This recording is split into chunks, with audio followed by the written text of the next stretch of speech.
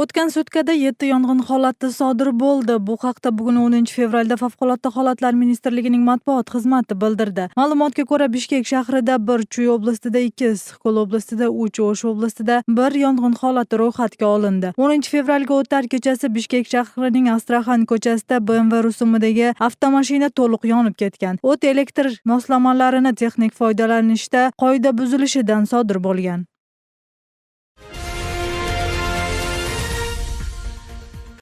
Chatqal rayonida 26 yoshdagi chegarachi vafot etdi. Bu haqda o'lkadagi ayrim matbuot manbalari yozishdi. Ma'lumotga ko'ra, askar 7 fevralda og'ir ahvolda Qanishqiya qishlog'idagi rayon kasalxonasiga yetkazilgan, biroq shifokorlar unga aniq tashxis qo'ya olmagan. Bu vaqtgacha serjantning sog'ligi sababli muammolar bo'lgani aytilmoqda. Marhumning ota-onasi jasadni sud tibbiy ekspertizaga berishdan bosh tortdi. Hozirda tergov ishlarini harbiy prokuratura olib bormoqda.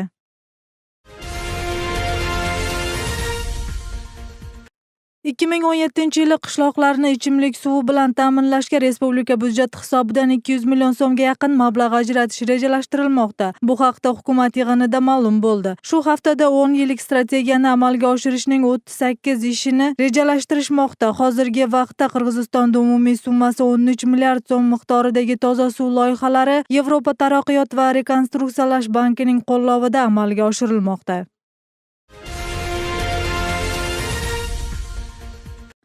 Qirg'izistonda undan ortiq pul almashtirish joylari litsenziyasidan ayrildi. Unga Milliy bankning me'yoriy huquqlarini sistemali turda buzgani sabab bo'lgan. Ma'lumotga ko'ra, so'nggi yillarda Qirg'izistonda pul almashtirish joylarining soni keskin ko'paygani kuzatilmoqda. 2016-yilning 31-dekabriga nisbatan o'lka hududida 394 pul almashtirish byurosi ishladi. Bu 2015-yilning shu vaqtiga nisbatan 65 ga ko'payganidan dalolat berdi. Maxsus olib borilgan tekshiruvlar natijasida 13 joyning litsenziyasi olinib, ruxsatsiz ish olib borganligi uchun 69 huquqbuzarlik aniqlandi. Aybdorlar ma'muriy jazoga tortildi.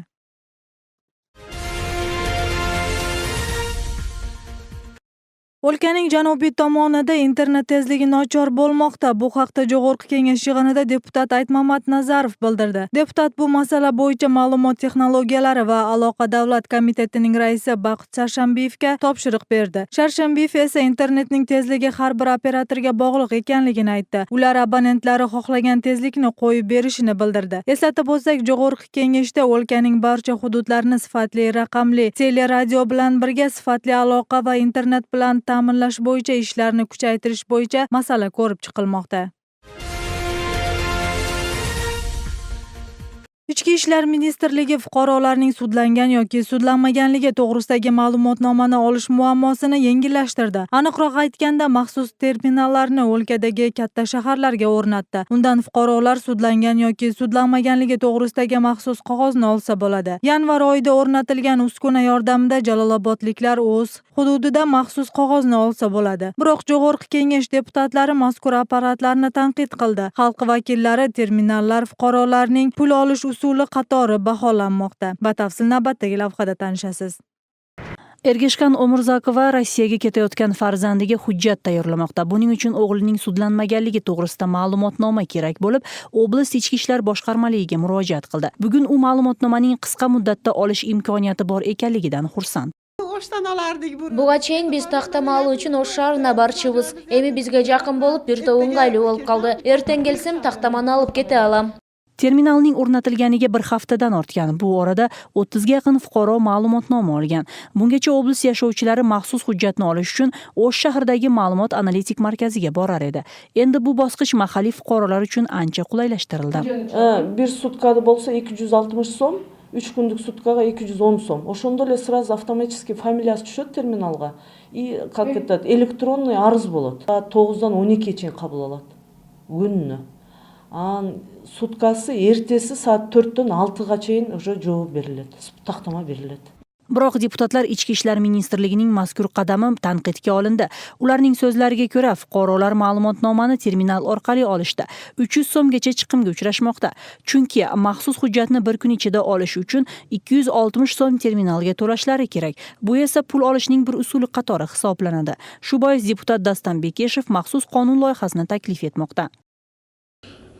Men bunday sunуштап атам, жумушка орношкондо кандай жумуш болбосун, ошол справканы өзү кирген жумушка киши албасын, а жумушту берген уюм же ишкер ал ушундай справканы өзү эле милдеттүү түрүндө ала берсин деп.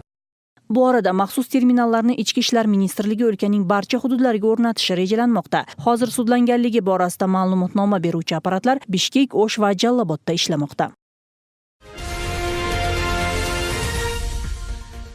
O'shdagi Bobur teatrining artistlari bugun qo'shni O'zbekistonga jo'nab ketishdi. Endi ular bir hafta davomida Andijon, Namangan va Farg'ona shaharlarida Ayko'l Mana spektaklini namoyish qilishadi. Guruhdagi 46 odamning barcha chiqimlarini O'zbekiston hukumatı o'z zimmasiga olganini mazkur teatrning direktori bildirdi. 2016-yilning oxirida O'zbekiston hukumatining delegatsiyasi O'shga kelgan vaqtda vitse-premyer-ministr Adham Ikromov Toshkent Bobur teatriga $50 ming yordam berishini aytgan. O'shdagi Bobur O'zbek drama teatrida 160 xodim ishlaydi. Uning 70 nafari ijodiy guruh a'zolari. Ularning orasida 2 xalq artisti, 11 nafari esa xizmat ko'rsatgan artist. Qirg'izistonlik madaniyat xodimlari so'nggi 20 yildan beri birinchi marta O'zbekistonga bir haftalik ish safari bilan chiqishdi.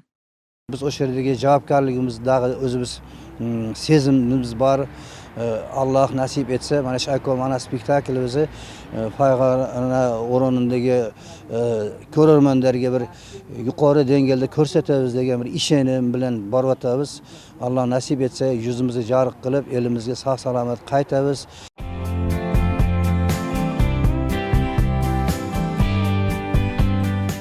Ob-havo ma'lumoti homiysi Today savdo markasi. Today kofesi haqiqiy go'zallik, yaxshilik va sihat salomatlik ramzidir. Shahardagi barcha savdo rastalaridan so'rang.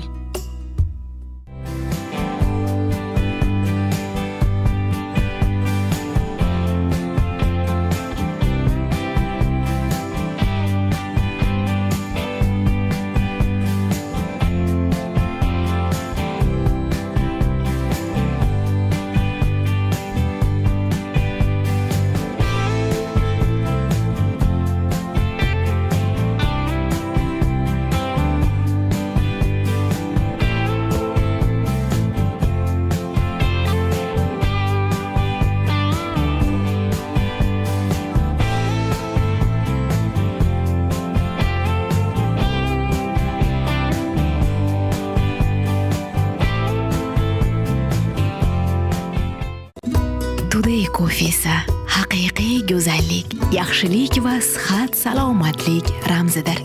Shahardagi barcha savdo rastalaridan so'rang.